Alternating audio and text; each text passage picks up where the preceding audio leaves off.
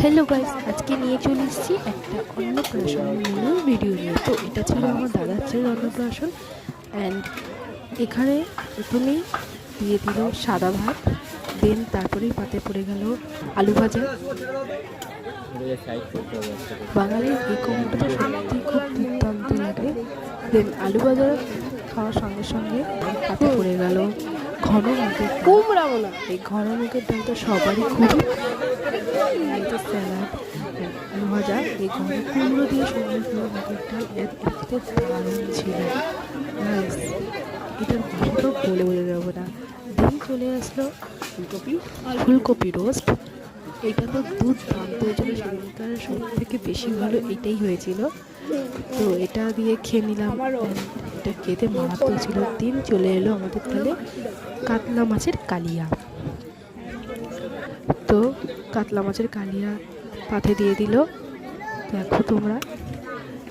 Guys, এই মাছটা খেতে দারুণ ছিল, বাট বেশি ভাজা হয়ে গেছিলো। আমার মনে হচ্ছিলো যেন আর একটু হালকা ভাজার মধ্যে করলে দারুণ লাগতো।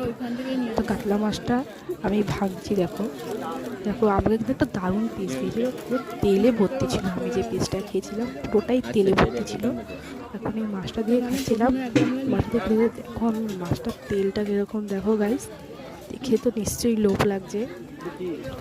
আমারও লোভ লাগছে, এডিট করতে করতে মুখে জল এসেছে। দারুণ ছিল মাছটা খেতে।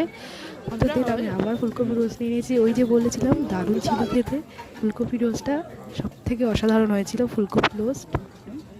দেন আজকে সোসটা আবার পাতে পড়ে যাবে চিকেন কষা।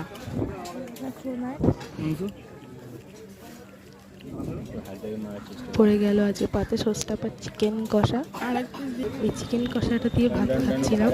তো ফার্স্ট টাইম তো চিকেন কষাটা নিলাম, একদম সুন্দর ঘরোয়া অনুষ্ঠানে সেটা দারুণ একটা মেনু ছিল। হালকা পাতলা, বেশি ভারী ছিল না। আর সেকেন্ড টাইম আমি চিকেনটা নিলাম। তো তোমরা দেখো গাইস, মারাত্মক লেভেল লাগছিল। তো ফাইনালি দিয়ে খেতে খেতে চলে এলো পাতে আমের চাটনি। আমের চাটনিটা দিয়ে খাবো এখন। সঙ্গে চলে এলো পাঁপড়। এটা তো লাস্ট পাতে থাকতেই হবে, কিছু থাকুক না থাকুক। এটা হচ্ছে ওয়াটার।